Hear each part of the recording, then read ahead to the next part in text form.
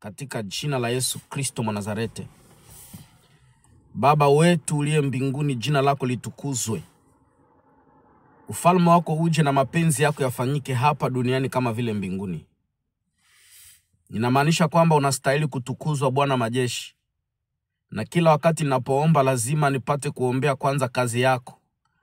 Maana kazi yako ni mapenzi yako Bwana. Mapenzi yako ni kazi yako itendeke. Sio kuombea kwanza kazi ya binadamu ama kazi yangu, bali mapenzi yako itukuzwe.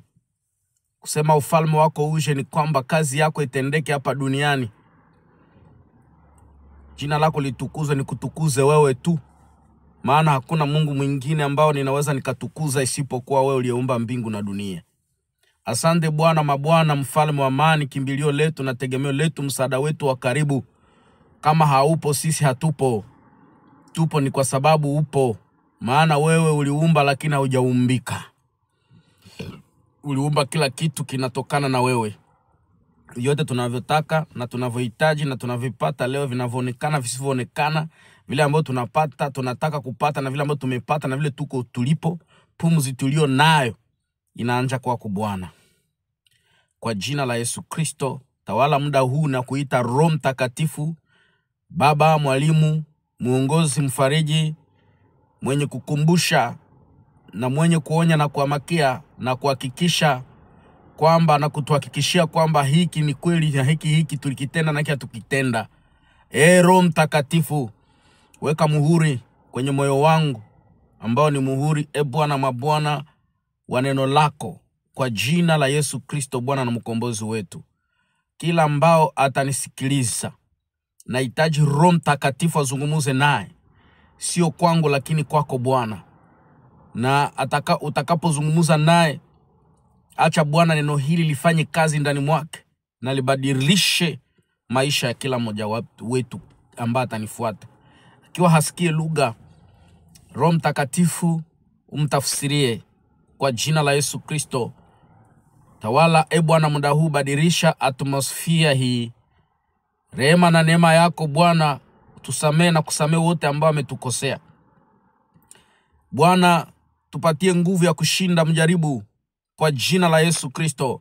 Asante kwa sababu uko pamoja nasi, kwa maana kwako ufalme, uweza na utawala milele na milele, siku zote. Kwa jina la Yesu Kristo naomba uweza wa Roho Mtakatifu kukua mali hapa na kutawala neno hili. Kila nayosikia neno hili kwe kama maji ambao inapogusa kila mti ulipata kuwa ukizaa matunda. Acha neno hili liwe kama maji, kila atakayesikia apokee uzima ndani mwake. Kila ataposikia ni kama maji ya uzima inaingia ndani mwake. Mahali ulipokuwa kunaharibika, mahali kulipokuwa gonjwa katika mwili wake, kupate uzima na afya. Maana maandiko nasema una mpango mzuri na si mpango mbaya, ili kwamba tupatie tumaini yetu, tuone kesho yetu, tuone destiny. Kwa jina la Yesu Kristo, asante mfalme amani, maana uko pamoja nasi. Kwa jina la Yesu Kristo naomba na kushukuru. Amina. Basi na tukuza jina la Bwana. Leo tunaenda kujifunza mafundisho kuhusu maombi. Tunaanza kujifunza mafundisho kuhusu maombi. Nitatanguliza na kusema kwamba karibu kwa maombi. Nitaanza kwanza utangulizi kwamba maombi ni njia ya mwanadamu kuwasiliana na Mungu. Ni ufunguo wa maisha ya kiroho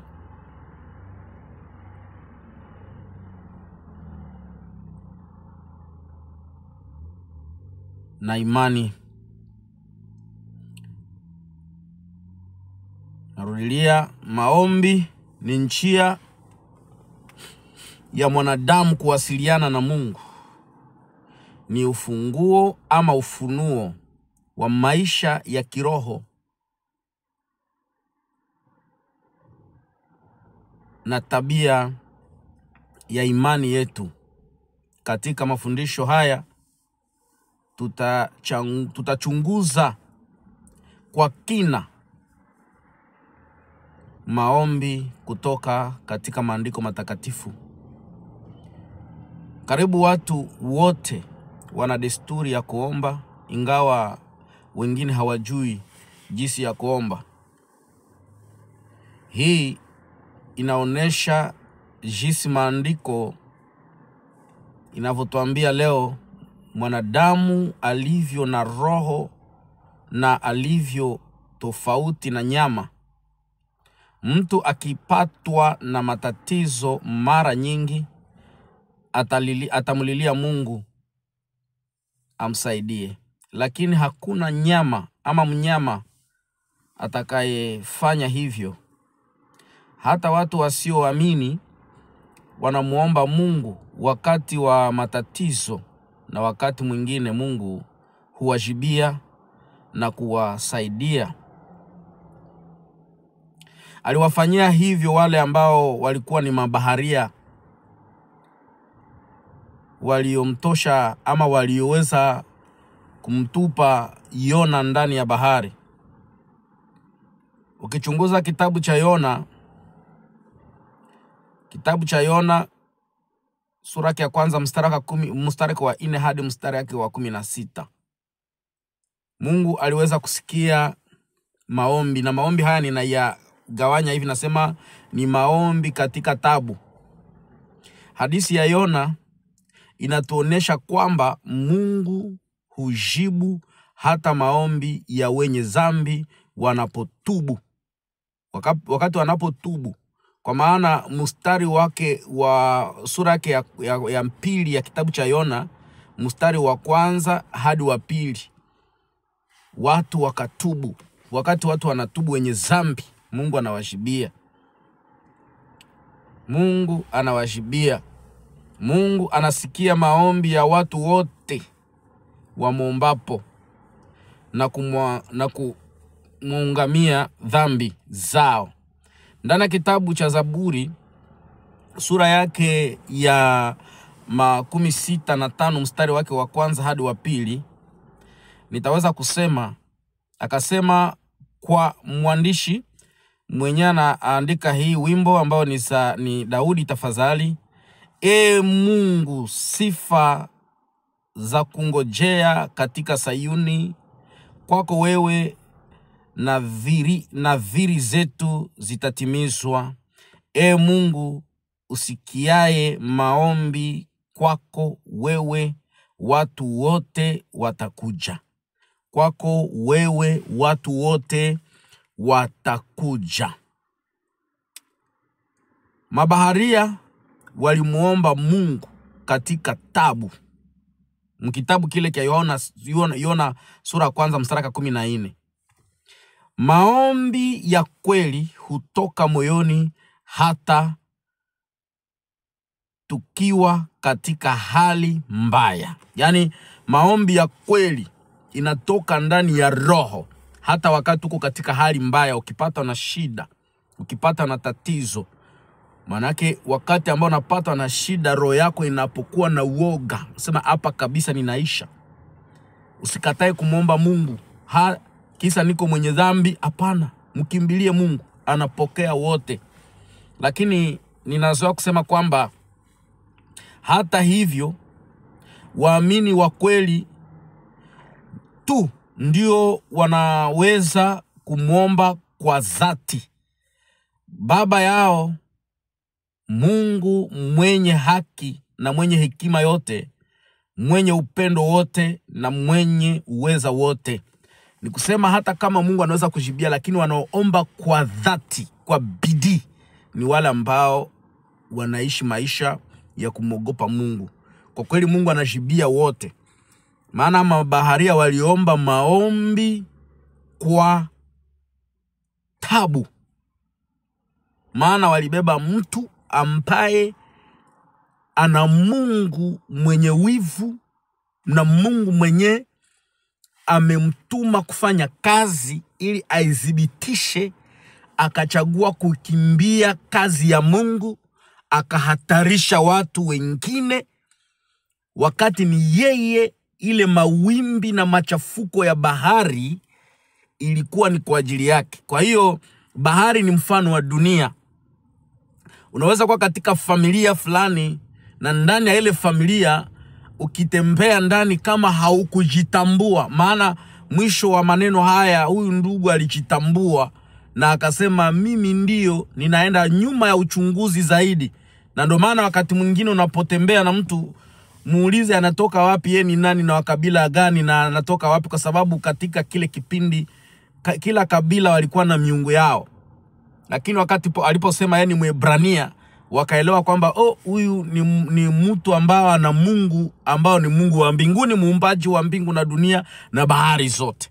Kwa hiyo inawezekana amekimbia, kwa sababu hata walifanya kura ikamwangukia Yona. Wakamuuliza yeye ni kabila gani, anatoka wapi na anaenda wapi, anafanyaka nini na Mungu wake ni nani. Baadaye walimwambia aombe Mungu wake, saa zingine anaweza kuwasaidia. Lakini wakati aliposema wamtupe ndani ya bahari na bahari itatulia, kwa sababu yeye ndio chanjo, na bahari itatulia. Unajua kuna wakati mwingine wapagani wanaweza kuamsha Wakristo na watumishi wa leo kwamba na nyinyi hamwezi mkaombe kwa kweli. Wapagani wanaweza kukuamsha, amka, njoo ole leo. Watumishi wanakumbushwa na wapagani kwamba mbona nyinyi mmeishi maisha ambao mlikuwa mnakemea, wakati ambapo sisi tunapaswa kuwafuata, lakini sasa nyinyi njoo mnafanya yale ambao watu wengine hawapashi. Wakristo ndio wako nafanya mambo ambao wapagani wangepashwa kufanya, kwa sababu wamefanya kwa sababu hawajui. Lakini nao wote ambao wanajua na wale ambao hawajui wote tumefanana. Lakini sasa jinsi ya kuomba, maombi katika tabu. Jambo la kwanza, Mungu akasikia wale ambao walikuwa ni mabaharia, kwa sababu wakati walipokuja mbele yake Mungu akawajibia. Akajibia hata wenye dhambi kwa wakati wanapotubu. Mungu akajibia wenye dhambi wakati wanapotubu. Bwana asifiwe. Bwana asifiwe. Alafu kama vile nilivyokuambia pale mbele, sema maombi ya kweli yanatoka katika moyo. Maombi ya kweli yanatoka katika moyo, maana wabaharia walimuomba Mungu katika tabu yao, na ndani ya ile tabu Mungu akawasikia, maana waliomba masamaha. Akasema utusamehe sisi kwa sababu mtu huyu mwenye hana hatia tunamtupa. Walimuomba Mungu Baba wa Waebrania, watu wa Israeli, wana wa Israeli ambao ndio Mungu aliumba mbingu na dunia na ile bahari. Wakati walipokubali kumtupa ndani, waliomba Mungu asiwalipishe kisasi, asiwatie kwa hatia, kwa sababu mtu mwenye anatupwa ndani ya bahari. Hao hawakujua kwamba hata kama vile alivyosema ni enjo mwenye makosa, lakini wao hawakuhakikisha. Walisema kwamba kama ndio mwenye makosa, lakini sisi Bwana, damu ya huyu mtu isikue juu yetu. Walimuomba Mungu wa Israeli. Walimuomba Mungu wa Israeli, walimuomba Mungu aliyeumba mbingu na dunia. Kwa hiyo Mungu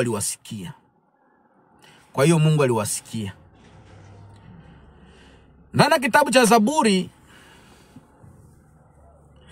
65 mstari wake wa kwanza hadi wa pili, Mungu husikia maombi yetu. Mungu anasikia maombi yetu.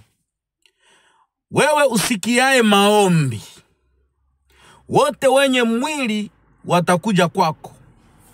Mungu ni msikiaji wa maombi. Maombi inapaswa kuja kwa Mungu. Ye anasikiaka maombi. Kila mtu ana haki ya kumsogelea Mungu. Maombi ni ibada ya kumsifu Mungu. Maombi ni ibada ya kumsifu Mungu. Na ibada inatolewa katika hekalu, na wewe ndio lile hekalu. Bwana asifiwe. Jambo la kwanza nilisema jinsi ya kuomba Mungu, muongozo wa kimaombi. Njoo kitabu kile ambacho nikiaiona sura yake ya kwanza mstari wake wa 4 hadi wa 16. Maombi katika tabu, na ndo tulianja na maombi ambao ni maombi katika tabu. Umesikia kwamba wabaharia waliomba ni kwa sababu ya mtu mmoja alikimbia sauti ya Mungu. Kama vile wengi wanakimbia maombi, wanasababisha madhara makubwa katika familia yao. Wengi wanakimbia kazi ya Mungu, wanasababisha madhara makubwa ndani ya maisha na ndani ya familia yao. Kwa hiyo ndani ya kitabu cha Zaburi 65 mstari wake wa pili hadi mstari wake wa kwanza hadi wa pili, Mungu anasikia maombi. Sikia muombaji Daudi aliyoimba nyimbo hii, akasema wewe usikiae maombi, wote wenye mwili watakuja kwako. Kila mtu mwenye iko na mwili atakuja kwako. Lakini anafanyizia wale ambao wamemwamini, ujio wanamuomba kwa dhati, na tunasurutishwa kumuomba Mungu siku zote. Nimesema tumesurutishwa, maana tumeombwa kuomba Mungu siku zote, maana Mungu ni msikiaji wa maombi. Nukta ya pili, kila mtu ana haki ya kumsogelea Mungu. Nukta ya tatu, maombi ni ibada ya kumsifu Mungu. Kwa sehemu yake ya pili, mfano ya maombi katika Biblia. Ndani ya kitabu cha Mwanzo, watu kuomba. Ndani ya kitabu cha Mwanzo, watu kuomba. Wakati huo watu walianza kulilia jina la Bwana. Mkitabu cha Mwanzo sura yake ya 4 mstari wa 16, pale ndo watu walianza kulilia jina la Bwana wakati Seti, wanaita Seti, alipozaliwa. Wakati Seti alipozaliwa, maandiko nasema kwamba Seti, katika zile siku za Seti, watu walimuita jina la Bwana. Watu walianza kumuomba Mungu katika siku za Seti. Katika zile siku za Seti, watu walianza kuomba Mungu.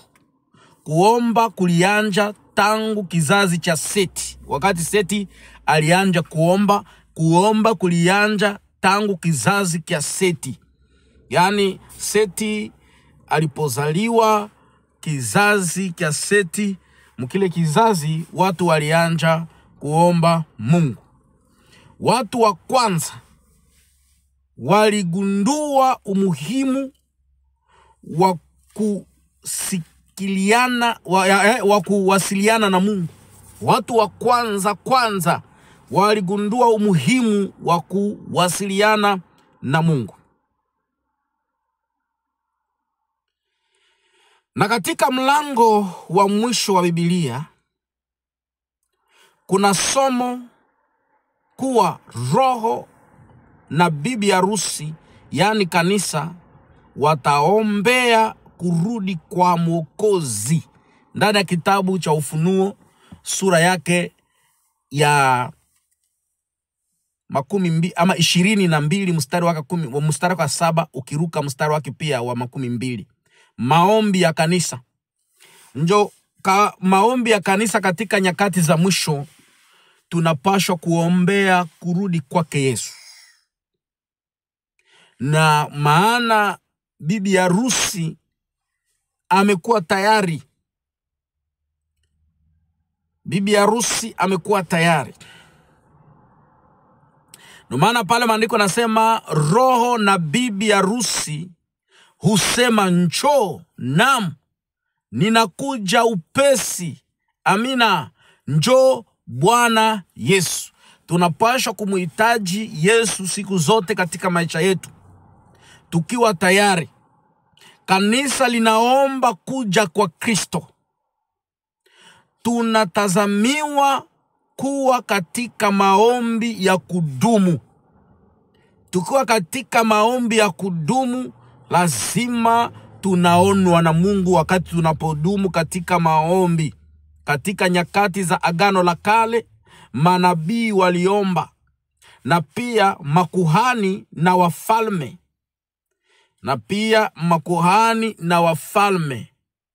Makuhani na wafalme. Watu walioomba katika Biblia, Agano la Kale. Samueli aliomba. Mkitabu cha Samueli wa kwanza sura yake ya 12 mstari wake wa 23. Nami Mungu apishaye hawezi kutenda dhambi dhidi ya Bwana kwa kuacha kuwaombea ninyi. Mtu wa pili aliyeomba ni Arani. Ndani ya kitabu cha Hesabu sura ya 6 mstari wake wa 22 na 26. Baraka ya kuhani. Bwana akubariki na kukuhifadhi. Bwana aguze uso wake kwako, akuhurumie. Bwana akuinue uso wake, akupe amani. Ule ni Aruni, tafadhali. Aruni, kuhani. Mtu wa tatu alikuwa ni Daudi. Mkatika Nyakati, Mambo ya Nyakati ya kwanza sura yake ya 17 mstari wake wa 25. Daudi, Mambo ya Nyakati sura yake ya 17, Mambo ya Nyakati ya kwanza. Mambo ya Nyakati ya kwanza sura yake ya 17 mstari wake wa 25. Daudi aliomba kwa unyenyekevu, akimshukuru Mungu kwa ahadi zake. Pale ndo kwenye lazima ni mfano ya maombi, jinsi gani unapaswa kuomba.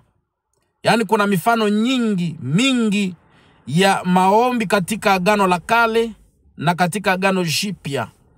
Watu walianza kumuomba Mungu katika siku za Seti, na katika mlango wa mwisho wa Biblia na tunasoma kuwa roho na bibi harusi, yaani kanisa, wataombea kurudi kwa Bwana Mungu, kurudi kwa Yesu Kristo. Katika nyakati za Agano la Kale, manabii waliomba na pia makuhani na wafalme. Na ni nani alikuwa muombaji katika mistari hiyo? Kitabu cha Samueli wa kwanza sura ya 12, Hesabu 6 na Mambo ya Nyakati. Tumesema kwamba wa kwanza alikuwa ni Samueli, wa pili alikuwa Aruni, wa tatu alikuwa ni Daudi. Tafadhali. Na wengine zaidi waliomba. Musa aliombea Israeli mara nyingi ndani ya kitabu cha Kutoka sura yake ya 13 ama 32 mstari wake wa 11 hadi 14. Hana aliomba kwa uchungu, akapata Samueli ndani ya kitabu cha Samueli wa kwanza sura yake ya kwanza mstari wake wa 10 hadi wa 12. Danieli aliomba mara 3 kwa siku ndani ya kitabu cha Danieli 6 mstari wa 10. Na Nehemia aliomba kabla ya kutenda. Aliomba Nehemia sura yake ya kwanza mstari wake wa 4 hadi wa 11. Elia maombi yake ilifunga na kufungua mbingu. Maombi ya Elia ilifunga na kufungua mbingu. Mkitabu cha Yakobo sura yake ya 5 mstari wake wa 17 hadi 18. Hezekia aliomba na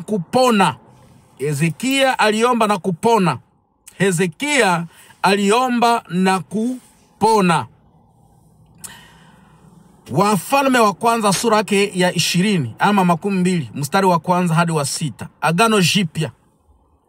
Mwagano Jipya, ile ilikuwa ni mwagano la kale, sasa tuone mwagano Jipya. Bwana wetu Yesu Kristo mwenyewe wa kwanza alikuwa ni mfano. Aliomba wakati wa kubatizwa. Maandiko nasema mbingu ikafunguka. Elia aliomba mbingu ikafunga na kufunguka. Yesu akaomba mbingu ikafunguka. Wakati wa kubatizwa mbingu ikafunguka. Aliomba msalabani pale, akasema, Baba, mikononi mwako nimekabidhi roho yangu. Alijitenga kuomba. Alikuwa anajitenga. Mkitabu cha Luka sura yake ya 23, tafadhali. Luka nukta ya kwanza ilikuwa ni mkitabu cha Luka sura yake ya 3 mstari wake 21.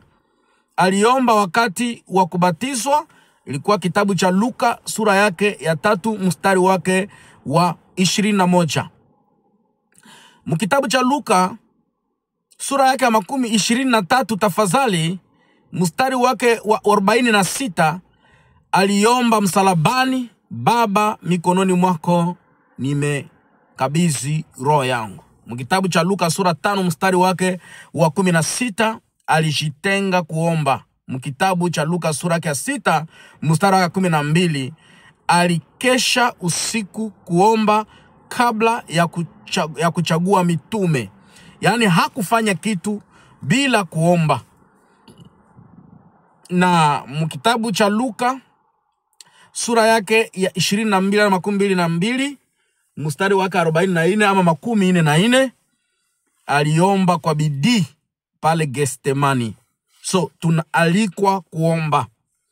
Jambo la kufata, kanisa la kwanza, kanisa nyuma ya kunyakuliwa kwa Yesu Kristo na nyuma ya mitume kupokea nguvu za Roho Mtakatifu, ndani ya kitabu cha Matendo sura ya 2 mstari wa 1, maandiko yanasema, waumini waliomba kwa umoja, Roho Mtakatifu alishuka wakati wa maombi. Roho anashukaka wakati wa maombi. Kwa hiyo kama unataka kuongozwa na Roho, lazima upate kuishi maombi. Maana pale Yesu nyuma kunyakuliwa aliwaambia waende wangojee mchumba cha juu. Na wakati walipongojea katika kile chumba cha juu, Roho Mtakatifu alishuka katika kipindi cha maombi, maana waumini waliomba kwa umoja. Roho Mtakatifu alishuka wakati wa maombi.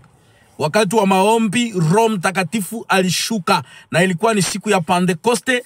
Wote walijazwa kwa nguvu za Roho Mtakatifu, halafu wakafanywa kuwa wafuasi. Waliitwa na Yesu kuchaguliwa wakawa wafuasi na wanafunzi, lakini wakati walipojazwa na Roho walikuwa washuhuda. Bwana asifiwe. Wakashuhudia neno la Bwana. Ndani ya kitabu cha Petro aliomba pia. Petro aliomba, na ule Petro, kanisa la kwanza liliomba nyuma ya Yesu.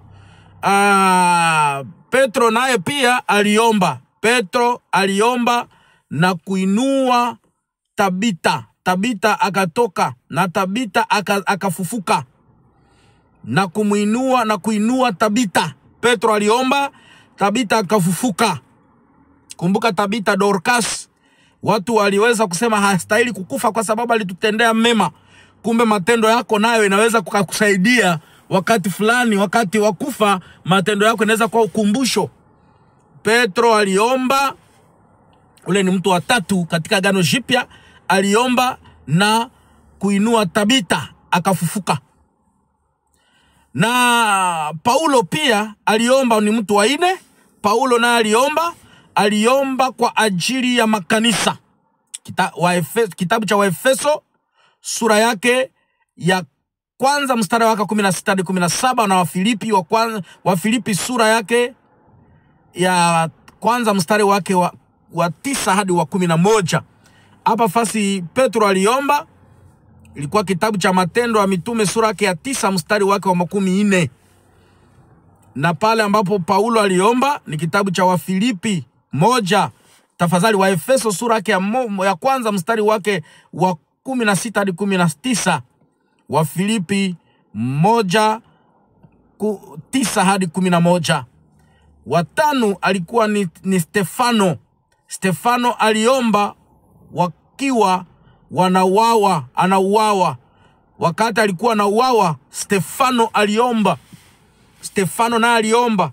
Maombi haiko tu wakati ambao uko ndani ya raha, na katika tabu lazima kuomba. Bwana asifiwe.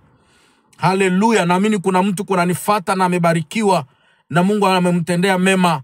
Ndani ya kitabu cha Matendo ya Mitume sura 7 mstari wake wa 59 hadi 60, Stefano naye aliomba akiwa anauawa.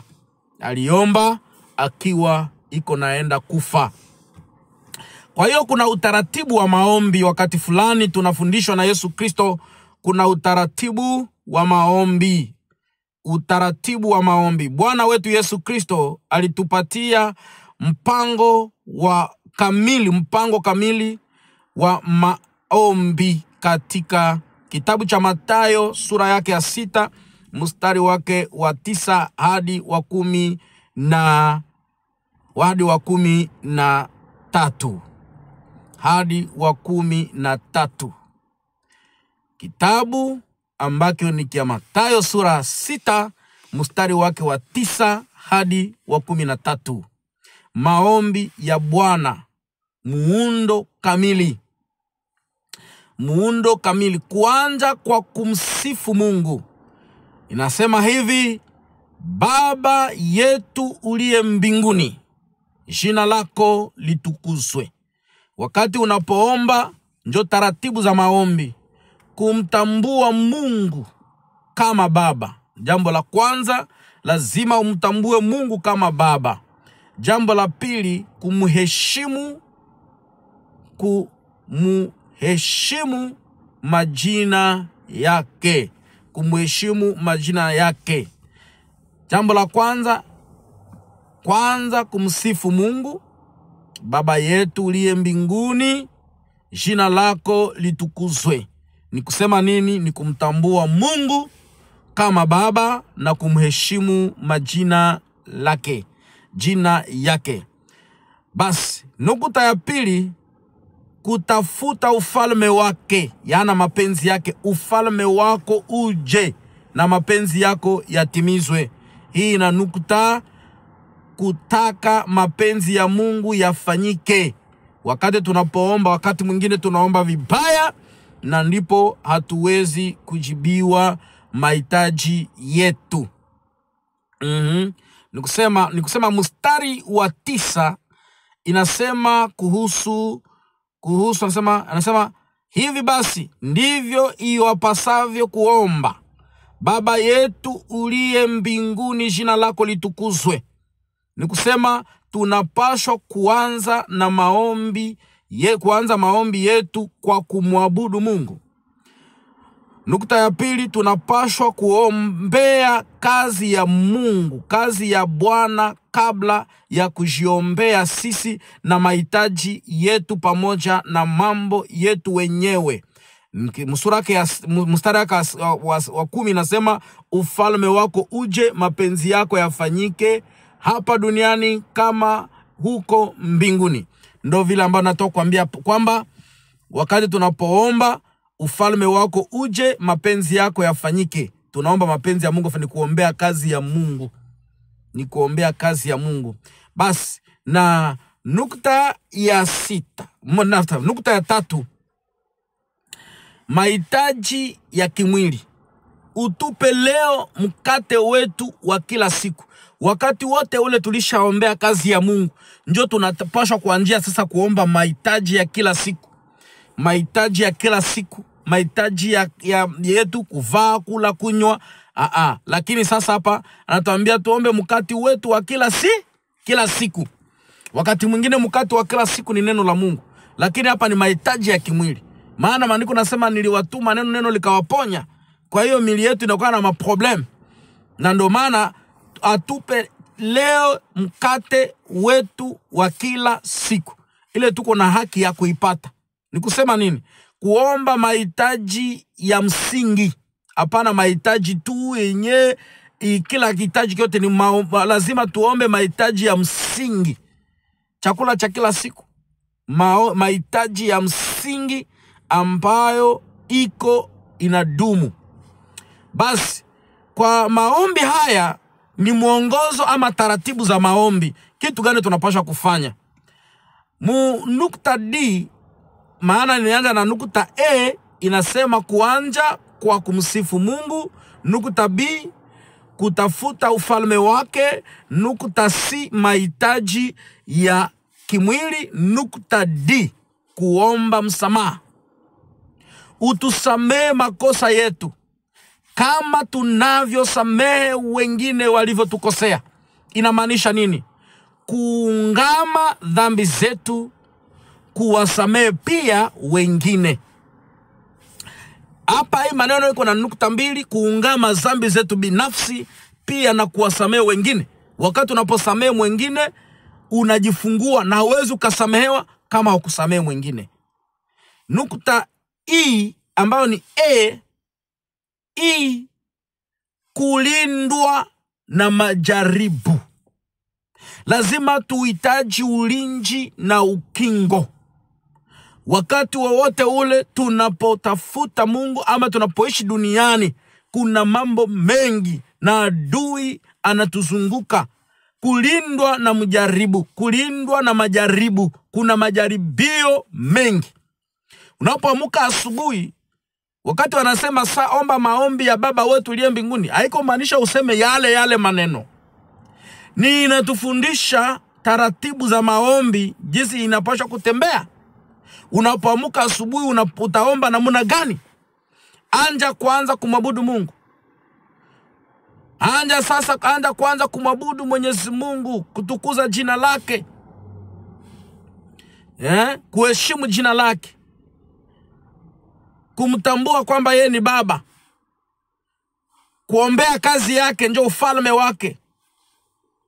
Alafu pale ukiambia Mungu mapenzi yake timilike.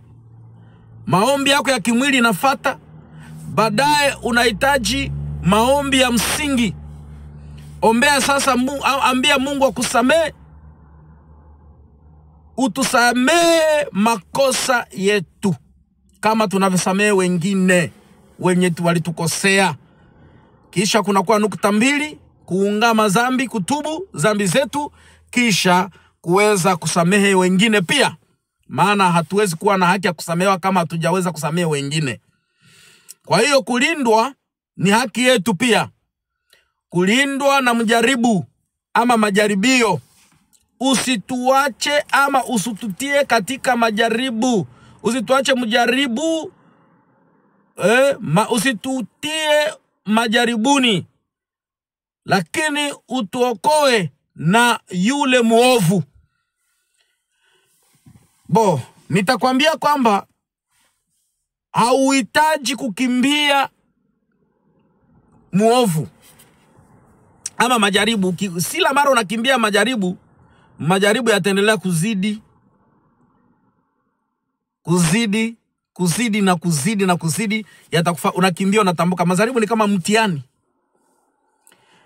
Na hapa usitutie majaribuni, lakini utuokoe na yule muovu. Nukta ya kwanza, kuomba nguvu zidi ya majaribu. Tunapaswa kuomba nguvu. Mungu atutie. Ndio maana nakwambia, anitakwambia utambuke majaribu. Atupe nguvu ya kushinda yule ibilishi. Jambo la pili, wakati unapopewa nguvu, Mungu akupe ulinzi wa kiroho. Maana ukiwa na ulinzi wa kiroho katika maisha yako, utapambana na adui zako ukiwa na protection.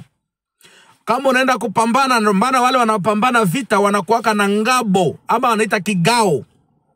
Na Mungu wetu ni ulinzi wetu. Wakati mishale inapokuja, si kwamba mishale haitupati, lakini kama una ulinzi, itagonga mwamba, itagonga kigao. Itagonga ile kigao. Nukta F ambao inafuata katika kuomba huu, inasema kumtukuza Mungu, kwa kuwa ufalme ni wako na nguvu na utukufu milele na milele. Amina. Ndio maombi ile Yesu alifundisha wanafunzi jinsi wanavyoomba. Hapa ni kusema lazima tumtukuze Mungu, kwa maana kwake,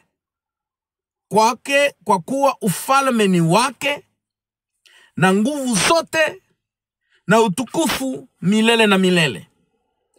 Basi tunaenda kunukta senge, nukta ya 5, aina za maombi muhimu. Aina za maombi muhimu. Aina za maombi ambao ni za muhimu kuomba na kuombea. Bwana sifiwe. Kitabu ambacho ni kitabu cha Watesalonika sura yake ya Watesalonika wa kwanza sura yake ya 5 mstari wake wa 18. Maombi ya sifa na shukurani. Maandiko nasema shukuruni katika mambo yote. Ina nukta 2. Kumshukuru Mungu kwa wema wake. Nukta ya 2, kumsifu kwa vile alivyo. Haiko juu alikutendea, haiko juu ulipata mema, haiko juu nasema shukuruni katika mambo yote. Kitabu cha Watesalonika wa kwanza sura yake ya 5 mstari wa 18. Na nasema hii ni aina za maombi muhimu na ni nukta ya 5. Basi shukuruni katika mambo yote ina nukta 2, kumshukuru Mungu kwa wema wake. Unapoamka asubuhi, wema wako ni wa milele, uko mwema, unatosha. Hata kulikuwa nini, wema wa Bwana, na kumsifu kwa vile alivyo. Yeye ni Mungu mkuu, lazima asifiwe jinsi alivyo. Maombi sehemu ya 2, maombi ya kuungama. Maombi ya kuungama.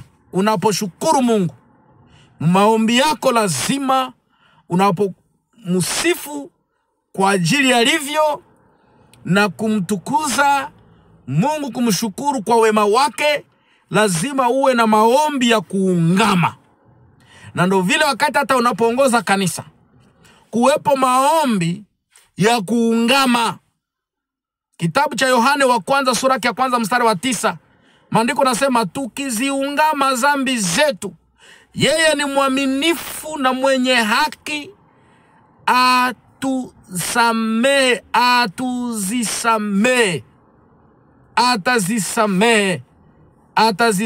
na kusafisha na usalimu wote.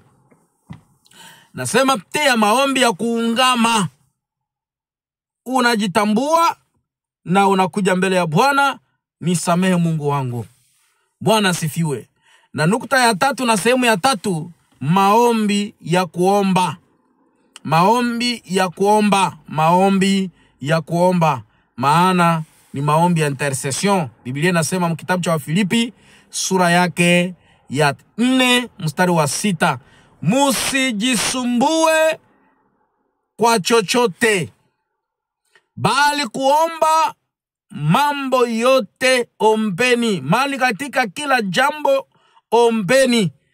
Anasema musijali chochote, bali katika mambo yote ombeni. Ombeni.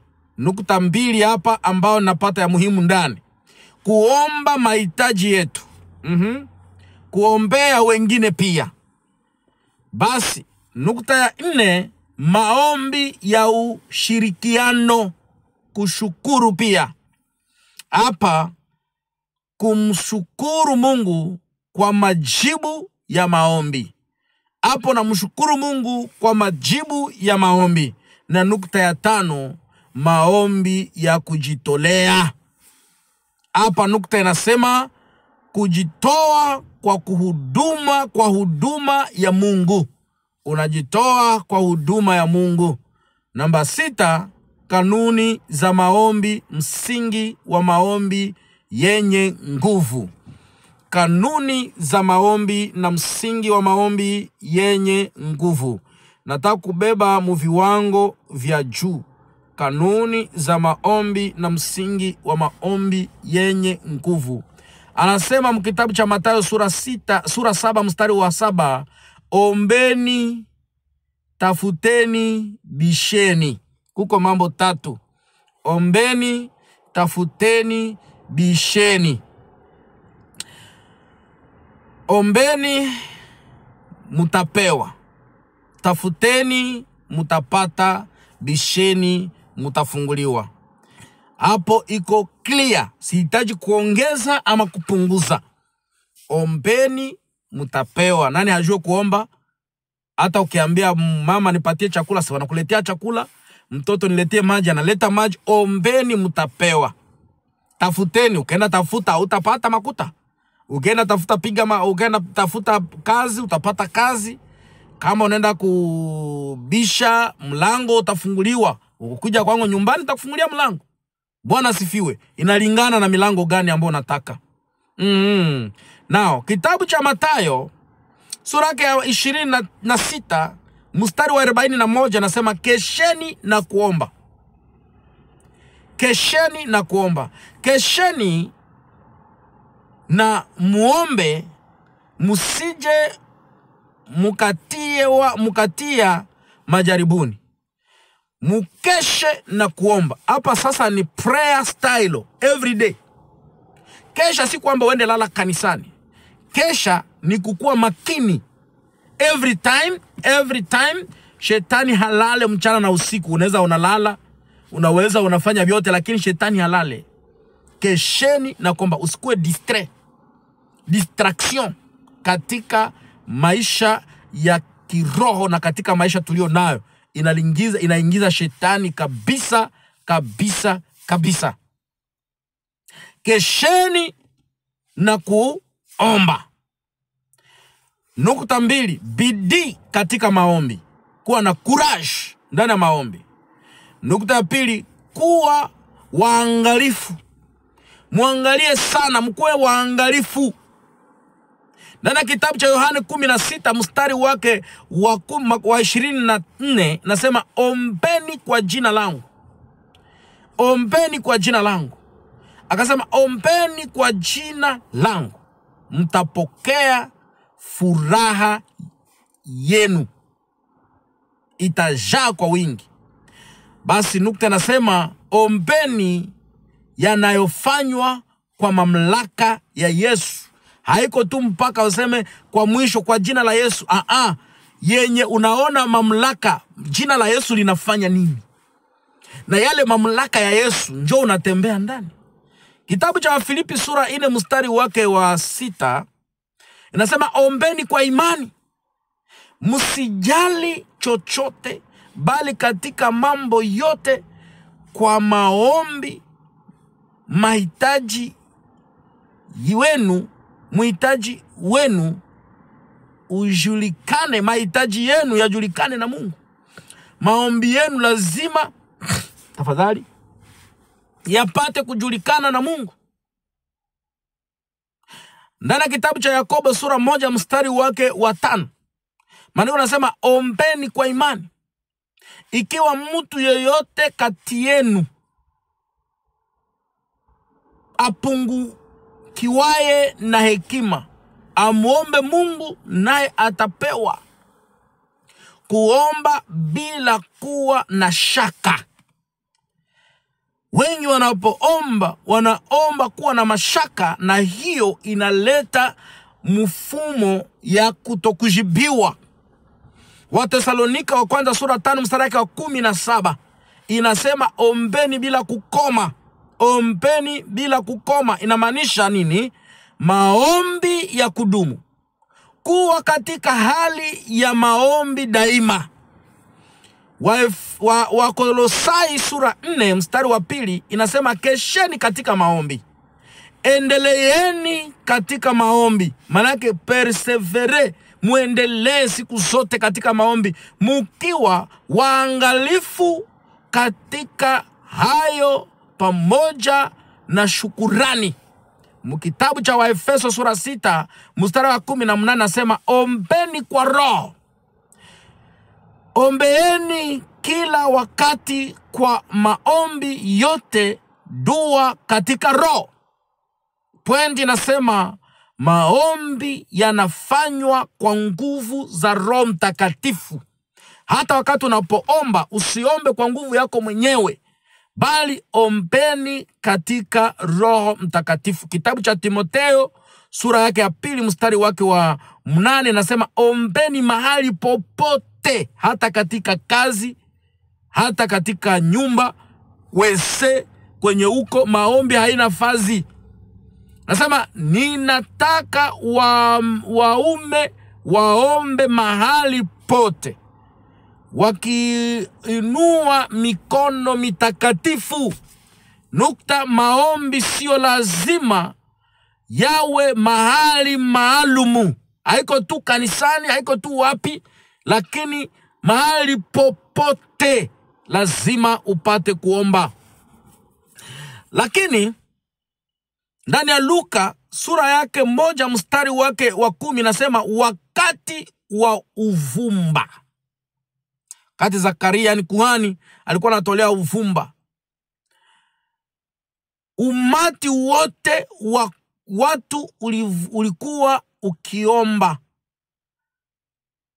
wakati wa uvumba, kumtegemea Mungu kwa pamoja. Wakati mnapoomba pamoja, mnapaswa kumtegemea Mungu. Ndani ya kitabu cha Kutoka inazungumza kuhusu kusogelea Mungu.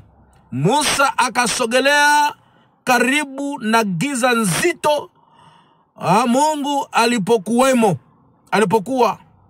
Kusubutu kumsogelea Mungu, lazima kumsogelea Mungu kama vile Musa. Waebrania 10 mstari wake wa 19 hadi 22. Na kitabu cha Waebrania sura 4 mstari wa 6 anasema ujasiri wa kumkaribia Mungu. Tusongelee kwa ujasiri kwa kiti cha neema tafadhali. Tunayo uhakika wa kumkaribia Mungu. Lazima ukuwe na uhakika, ujasiri. Kristo alifungua njia mpya kwa ajili yetu. Wakati pazia lipasuka, watu walikuwa wanaenda wanakuwa nyuma ya makuhani, lakini Yesu akafungua njia mpya. Bwana asifiwe. Waefeso sura 2 mstari wake wa 18, kuingia kwa Mungu kwa Kristo, kupitia Kristo.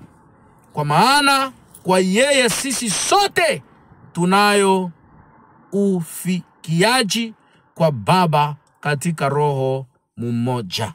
Bwana asifiwe. Nukta 7, masharti ya maombi yenye nguvu. Imani, ndani ya kitabu cha Waebrania 11 mstari wake wa 6 nasema pasipo imani haiwezekane mtu kumpendeza Mungu. Lazima tupate kumfikia Mungu kupitia njia ya imani. Kutokuwa na dhambi, ndani ya kitabu cha Zaburi, lazima tuishi maisha matakatifu. Kama ningekuwa nikihifadhi uovu mioyoni mwangu, Bwana asingesikia maombi. Wakati fulani unaondoa uchafu ama makosa unaficha, inaweza kuzuiza Mungu maombi yako. Kama unaficha jambo ndani yako na unakatala kuliongea, linaweza kuzuiza maombi yako yasisikiwe. Bwana asifiwe. Kusamehe wengine, kitabu ile iko yale ambayo inaweza kufanya maombi yako yasifanye nini? Yasiwe na nguvu. Yale yanaweza kuzuiza maombi yako yasiwe na nguvu ni wakati unaficha maovu ndani mwako, kinyume kia Daudi kusema, Mungu, kama ningeficha maovu yangu ndani mwangu, singeweza kusikiwa. Na jambo lingine, kutokusamehe inaweza kutuma maombi yako yasifanye nini? Yasisikiwe. Inaweza kutuma maombi yako yasisikiwe. Mnapoombeni mkiwa mna kitu dhidi ya mtu mwingine, sameheni. Lazima msamehe. Sameheni. Wakati unapokaribia Mungu lazima kusamehe. Maombi kwa haki. Kitabu cha Yakobo sura 5 mstari 16 inasema maombi ya mwenye haki yana nguvu nyingi. Wakati unapoomba na uhaki ndani mwako, maombi yako inakuwa effective. Basi kuishi kwa neno. Kitabu cha Yohane sura yake ya 15 mstari wa 7 nasema, mkikaa ndani yangu na maneno yangu ikikaa ndani yenu, ombeni lolote mutalipewa. Lolote mtakalo ama mnapenda mutaliomba litafanikiwa. Hapa kama unakaa ndani na neno, vyote unaomba itafanikiwa kwako. Bwana asifiwe. Kwa hiyo kuomba kwa mapenzi ya Mungu, kitabu cha Yohane wa kwanza sura 5 mstari wa 14 inasema, tukiomba chochote sawasawa na mapenzi yake anatusikia. Basi hitimisho, maombi ni muhimu kwa maisha ya kila Mkristo. Yanatupa kitu cha kwanza, ushirikiano na Mungu, nguvu ya kiroho, amani na raha, majibu ya mahitaji yetu, ulinzi dhidi ya shetani. Bwana asifiwe. Kauli ya kumbukumbu, maombi ya mwenye haki yana nguvu kubwa ikitenda kazi. Kitabu cha Yakobo 5:16. Changamoto, jitolee kuwa mtu wa maombi. Anja leo kujenga maisha ya maombi ya kudumu. Maswali ambayo yapo hapa ni kwamba maswali ya kutafakari. Ni wapi katika maisha yako unahitaji kuimarisha maombi? Je, unaomba kwa utaratibu? Unafanana na maombi ya Bwana?